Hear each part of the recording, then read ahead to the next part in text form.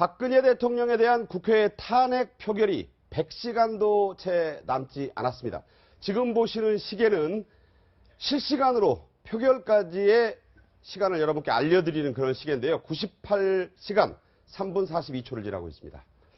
네, 11.6 시해 현장을 지켜봤던 박정희 정부의 마지막 비서실장 김계원 씨가 병상에서도 박근혜 대통령을 걱정하다 숨을 거둔 것으로 알려졌습니다. 절체절명에 빠진 한 주를 맞는 박근혜 대통령, 그리고 운명의 한 주를 맞고 있는 우리 대한민국, 그리고 국민들의 상황을 전문가 네 분과 함께 짚어보도록 하겠습니다. 황태순 시사평론가, 이수희 변호사, 차재원 부산가톨릭대 교수, 서양호 두문정치전략연구소장 네 분 나오셨습니다. 안녕하세요. 네, 안녕하세요. 탄핵이 된다는 얘기가 아니고요. 탄핵안 표결이 탄핵 소추안 표결이 12월 9일 오후 2시에 이루어진다고 가정했을 때 네. 지금 98시간이 아까 90 지금 점점 내려가고 있는 거 보여드리고 있거든요. 98시간 남았네요. 네, 자, 촛불 민심 앞에 머뭇거리던 김무성 전 대표, 그리고 비박계의 자세가 확 달라졌습니다. 바로 어젯밤에 있었던 새누리당 비박계 비상시국회의의 결론인데요. 먼저 그 결론부터 들어보겠습니다. 국민의 분노는 청와대를 넘어 국회를 향하고 있습니다. 여야 합의에 이르지 못한다면 비상시국회의는 9일 탄핵 표결에 조건 없이 참여할 것입니다. 여야 합의가 안 되면 탄핵으로 간다. 예, 그 입장을 그대로 이야기했고, 대통령의 말씀이 있다면 그게 뭐 내용에 따라서 여야 협상을 하는데 도움을 주시는 말씀이라면 뭐 이렇게 여야 협상이 지금 잘 안 되고 있는데 더 잘 되게 하는 효과 정도 있겠죠. 그렇지만 중요한 거는 여야 합의입니다. 네, 지금 주말까지만 해도 원래 비박계 내에서도 네. 의견이 좀 갈린다 이런 얘기가 많았습니다. 여야 협상 유무를 떠나서 대통령이 4월 퇴진을 받으면 찬성하는 부류도 있고 반대하는 부류도 있다 이런 얘기가 있었는데요. 촛불 민심 이후에 비박계의 분위기가 완전히 바뀌었습니다. 흔히 변곡점이라고 그러죠. 변곡점이 아마 토요일 날 네. 232만의 촛불이었던 것 같아요. 왜냐하면 그 전만 해도 이제 보면 비박 내에서도 김무성, 유승민 두 의원의 입장이 조금 달랐습니다. 그렇죠. 김무성 전 대표 같은 경우는 일단 4월 퇴진 6월 조기 대선은 이 새누리당 당론이죠. 당론을 박근혜 대통령이 명시적으로 받아들인다면은 일단 우리가 탄핵 표결에 우리 참여할 수는 없지 않느냐라고 네. 얘기했었는데 그때도 유승민 의원은 무슨 얘기를 했냐니까 아니 대통령이 받아들이는 것과 별개로 사실 여야 간에 합의가 돼야 되는 것 아니냐. 협의가 안 된다면은 그럼 우리는 부득이 탄핵 그 표결에 참여할 수밖에 없다라는 입장을 갖다 표명했었어요. 네. 지난 금요일까지. 근데 네네. 토요일 날 232만의 이 촛불. 사실 그날만 해도 이 주최 측에서도 이번 같은 경우는 원래 촛불 집회가 퐁당퐁당입니다. 한 번은 서울에 집중했다가 한 번은 전국으로 가고 이렇게 예. 퐁당퐁당인데 이번 같은 경우는 당이에요. 그러니까 전국 흩어지는 분위기라서 아마 주최 측에서도 그렇게 사람들이 많이 모이지 않을 것이다라고 생각해서 원래 처음에는 이 수치, 이 계산까지 안 하겠다는 입장이었는데 실제 안 했는데 232만이 모인 거예요. 그러다 보니까 저런 어떤 촛불 민심을 보고 특히 그날 같은 경우는 여의도에 있는 새누리당 당사 앞에서도 뭐 결란을 던지고 난리가 나지 않았습니까? 네. 이런 분위기에서 우리가 이렇게 만연하게 대할 것이 아니다 하는 것이 아마 비주류들의 공통적 의견으로 어제 보니까 한 4시간 정도 경론을 거쳤다고 그래요. 네. 4시간 경론 거쳐서 어쨌든 박근혜 대통령과 면담하지 않겠다. 그리고 어쨌든 표결, 탄핵 소추안 표결에 참여하겠다. 이런 식으로 어떤 방향을 갖다 급선회한 것 같습니다. 오늘 새누리당 최고위원 회의, 이게 이제 뭐 친박계 이정현 대표 중심으로 하는 건데 여기서도 다급한 목소리가 나왔어요. 여러 가지 얘기가 나왔는데 어떻게 보셨습니까? 그 뭐 이제 속보 하나 뜬 거에는 이정현 대표가 청와대에다가 4월 말 퇴진을 이제 그 확약을 해달라, 한마디로 이제 공언을 해달라라는 뭐 요구를 할 것이라고 되는데 저는 그걸로도 탄핵은 피해가기 어려울 거다. 탄핵 소추안 그 가결은 피하기 어려울 걸로 보이고요. 다만 이제 새누리당의 의원들이 좀 곤혹스럽게 된 게 네. 이전에는 그러면 이제 탄핵 소추안을 그 포결에 들어가면 새누리당에서 탄핵에 반대하는 쪽에서는 빠질 거다. 그 의결장을 나올 거다라고 했는데 지금 상황에서 본회의장을 빠져나온다는 거는 탄핵 표결에 반대를 한다는 게 그대로 드러나서 아마 네. 지역 민심이 또 가만 안 있을 거란 말이죠. 네. 그런 면에서는 아마 반대표를 던지는 한이 있더라도 표결에는 참여를 하겠다고 하는 의원들이 꽤 있을 것 같아요. 그러면은 또 이게 의외로 표가 200표를 뭐 간당간당 넘는 게 아니라 외려 더 찬성표가 생각보다 더 많이 나올 수도 있다. 그런 생각도 해봤습니다. 근데 네. 결과적으로는 국민의당의 박지원 대표 생각이 맞았던 거죠. 2일 날 더민주당의 강행 처리를 했더라면은 그때는 비박계가 참여하기 어려웠을 거고 네. 그렇다 그러면 부결될 가능성도 있었는데 저는 뭐 결과적이지만 여하튼 박지원 대표의 판단이 더 현명했다는 생각이 듭니다. 6차 촛불 민심이 그런 걸 상당히 좀 앞당기는 계기가 됐다고도 할 수 있겠네요. 그렇죠. 지금 6차 촛불 민심은 사실 그 대통령의 3차 담화 이후에 조금 주춤할 것이다는 그 예측이 상당히 지배적이었지 않습니까? 그래서 주최 측에서도 시위 규모를 집계하지 않겠다고 이야기할 정도였는데 네. 사실 그 예상외로 상당히 많은 분들이 몰려 나왔습니다. 그래서 이 한 목소리로 더 강도 높은 목소리로 박근혜 대통령이 적극적인 퇴진을 외치지 않았습니까? 네. 그리고 앞서도 뭐 여러분들 말씀하셨지만 새누리당 당사 앞에도 2만 명이 넘는 시위대가 모여서 새누리당 주로 앉아 비박계 의원들이 많이 앉아 게스팅보트를 쥐고 있으면서도 불구하고 흔들리는 측면에서 상당히 강하게 압박을 한 부분들이 있었거든요. 그런 부분들이 상당히 어제 이 비상시국회의에 참여했던 비주류 입장에서는 상당한 강한 정치적 압력을 느끼지 않았을까 하는 생각입니다. 사실 제가 어제 채널A 프로에 출연해서 제가 두 분의 이야기를 한 적이 있습니다. 첫 번째는 김무성 대표인데요.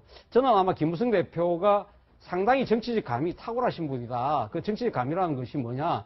이 민심을 읽는 이 능력이 탁월하신 분이기 때문에 아마 제 생각에는 급선회할 가능성이 높다고 이야기했었거든요. 2012년도 김무성 대표가 당시 이 공천에서 탈락했을 때 그때 당을 탈당하기로 했지 않습니까? 그럼에도 불구하고 탈당 기자에게 30분 전에 네.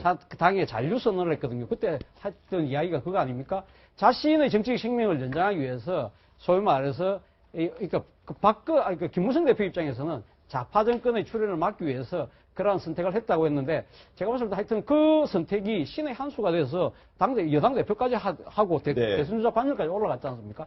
그런 식으로 상당히 정치적 흐름을 읽어내는 이 능력이 탁월하신 분이기 때문에 아마 토요일 날 저녁에 민심을 보면서 네. 야 이대로 가서는 안 되겠구나. 네. 큰일 나겠구나. 큰일 나겠구나. 네. 그래서 해군을 아마 생각했을 거라 이야기했는데 제 예상이 맞았고요. 또 한 분은 유승민 의원인데 유승민 의원도 상당히 지금 지난해 그 국회법 사태 때 소위 말해서 찍어내기에 의해서 물러날 때 그때 유승민 대표가 뭐라고 이야기했습니까? 원내대표가 대한민국은 민주공화국이다.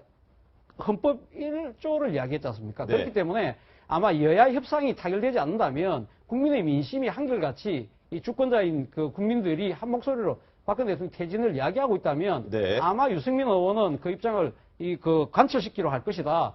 또 무엇보다도 자신이 보수 혁신 리더를 자처하고 있기 때문에 아마 많은 분들을 동참을 이끌어내도록 노력할 것이라고 했는데 그 예상도 들어맞아서 오늘 사실 제 입장에서는 좀 기분 좋게 하루가 시작되고 있습니다. 네. 네, 지금 말씀을 들어보면 이 토요일 촛불 민심이 정말 무섭다라는 생각이 드는 게 새누리당 같은 경우에도 원래 내년 4월 퇴진을 계속 주장하고 있지 않습니까? 그리고 오늘 아침까지만 해도 이걸 대통령에게 건의한다 이렇게 얘기를 했었는데 조금 전 들어온 속보에 따르면 새누리당이 9일 탄핵 표결에서 자유투표를 하기로 했다. 지금 이런 속보가 들어와 있어요. 어떻게 이 자유투표의 의미를 해석해야 네. 될까요? 뭐 한마디로 촛불의 기적이죠. 제가 볼 때는 표창원의 탄핵 반대 관역의 비켜나기라고 할까요? 네. 만약에 표결에 참여하지 않는다면 그건 탄핵에 반대한다라는 것으로 바로 해석되기 때문에 그분들은 아마 그 다음부터 모든 국민들의 원성의 대상이 될 것이고 아마 대통령을 지키긴커녕 다음번 총선에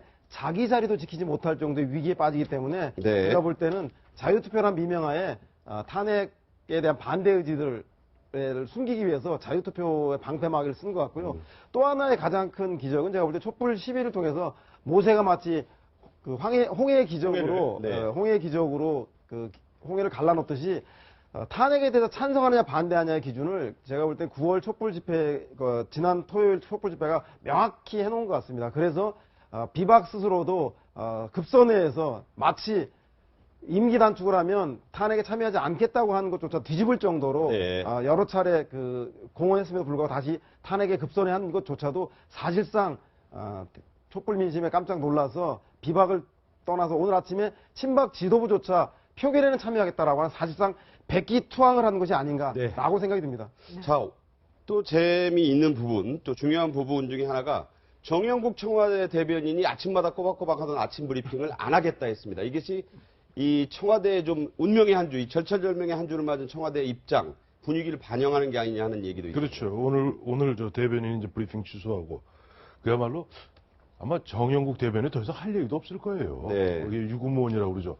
지금 보면 이것저것 묻고 보면 여러 가지 어떻게 보면 에피소드 같은 이야기들이가 본질적인 이야기도 본질적인 이야기지만 또 여러 뭐 정유라 씨라든지 최순실 관련 여러 이야기들이 나오고 있지 않습니까?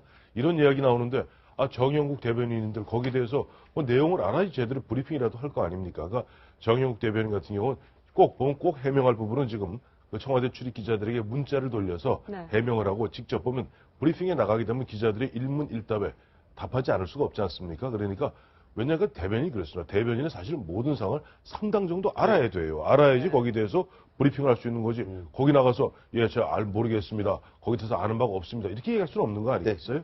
그러다 보니까 정영국 대변인 그래도 그 와중에 한 6주 동안 계속 해오던 그 매일 데일리 브리핑을 오늘은 안 하고 있습니다. 자, 운명의 일주일이라고 하는데 이게 왜 운명의 일주일인가를 보여주는 도표를 저희가 마련을 했습니다. 이번 주가 우리에게는 참으로 중요한 한 주다 이런 얘기인데요.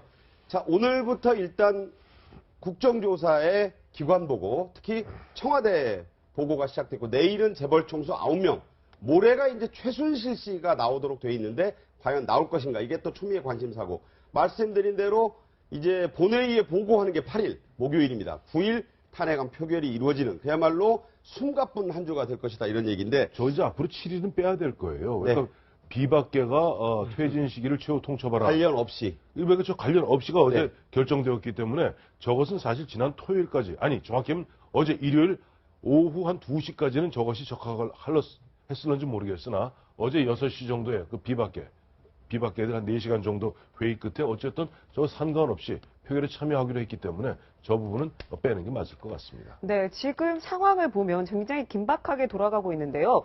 자, 새누리당이 자유표결을 하겠다라고 얘기를 한 데 이어서 지금 정진석 원내대표가 자, 탄핵 투표는 개개인의 의사에 따라서 결정을 한다. 그리고 이정현 대표도 이것에 동의를 했다. 지금 이렇게 얘기를 하고 있습니다. 굉장히 상황이 급박하게 지금 돌아가고 있는 것 같은데요.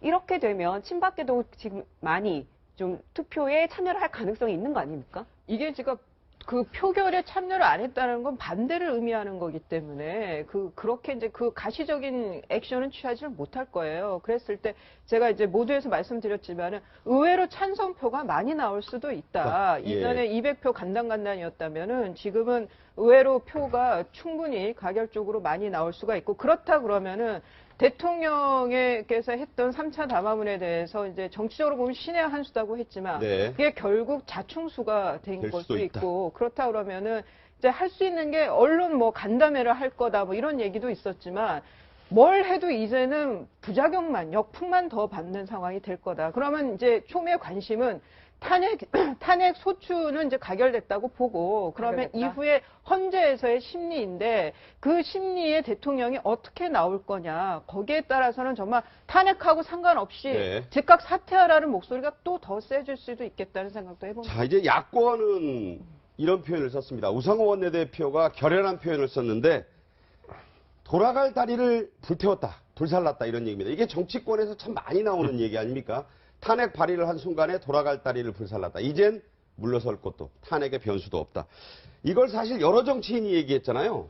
아니 안철수 전 대표도 얘기했고 손학규 전 대표도 얘기했는데 사실은 이 파부 침주라고 표현을 많이 쓰죠. 솥 깨고 솥 깨고 배 가라앉힌다. 이게 옛날 항우가 네. 장강을 건너면서 우리는 반드시 싸워서 죽기 아니면 살기다 그래서 솥을 깨고 배를 가라앉혔다 그랬는데 그 파부 침주를 표현 썼던 것이 옛날 허정무 감독이 써서 소개를 했었던 적이고. 초안지 삼국지에도 나오는 데서 원래 이 잔교 불사른다는 얘기가 그 있잖아요. 옛날 보면 이제 유방도 마찬가지고 이제 잔도를 불사르고 다 한신도 잔도를 불사르고 하는데 이게 뭐냐 하니까 뭐 한마디로 하면 저게 배수의 진이라는 거예요. 그러니까 네. 이건 우리는 더 이상 후퇴는 없다. 그러니까 우상호 지금 원내대표 같은 경우는 이제는 어쨌든 뭐 죽으나 사나 9일날 표결 처리하는 수밖에 없다. 거기서 가결이 되든 부결이든 그건 그 이후의 문제인 것이고 어쨌든 우리는 앞으로 가겠다 하는 것이 이제 우상호 원내대표의 강한 의지죠.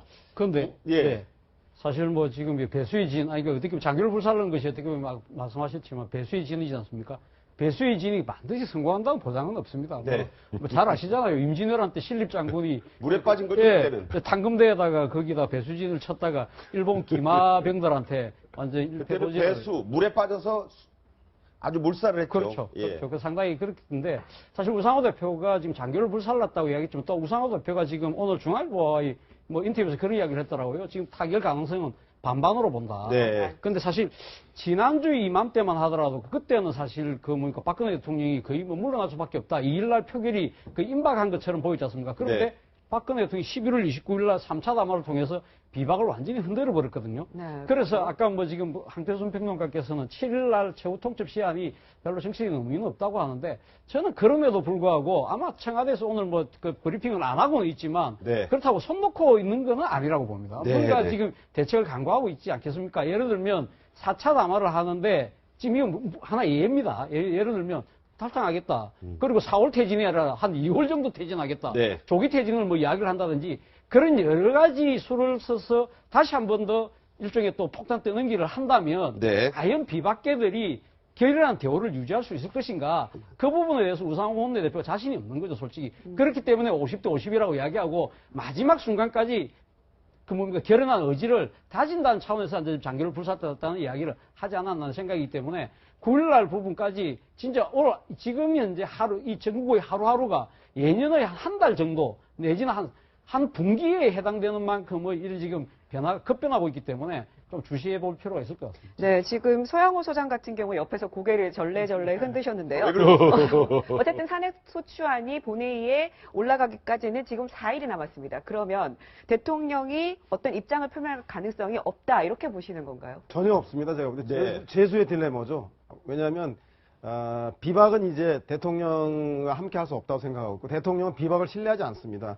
몇 번이나 입장을 번복했기 때문에 이미 촛불 민심이 모든 걸 규정했기 때문에 대통령이 지금 와서 입장을 표명한들 절대 비박을 돌릴 수 없기 때문에 실익이 없는 본인의 그 정치적 약점만을 오히려 국민들의 화만 돋구는 담화는 더 이상 실익이 없다는 생각이 들고 저는 왜 우상호 대표가 한 얘기가 사자가 토끼를 잡을 때도 사력을 다해야 한다는 네, 의미로는 네. 이해하지만 이미 비박도 무너지고 친박조차 자유표결이라고 하는 비겁한 변명을 하고 있지 않습니까? 제가 볼 때는 파죽지서름이 뚝은 무너졌다. 이제는 탄핵은 기정사실화되고 탄핵 이후 국면에 대해서 네. 누가 책임있게 앞으로의 수습과제를 제시하는가가 가장 중요한 것 같다는 생각이고 물론 탄핵 9일 그 2시에 가결 때까지 긴장은 놓치지 말아야겠지만 국민들은 지켜보고 있겠지만 정치인들은 그때까지 탄핵이냐 탄핵 찬성이냐 반대냐로 싸울 것이 아니라 탄핵 이후에 대한 밀도 있는 준비들 들어가지 않는다라고 한다면 탄핵 이후의 사태에 대해서 우리가 생각하지 못하는 엄청난 정치권의 많은 변화를 가져올 수 있다. 이 점에 대해서 모두 대비해야 할 생각이 듭니다. 자.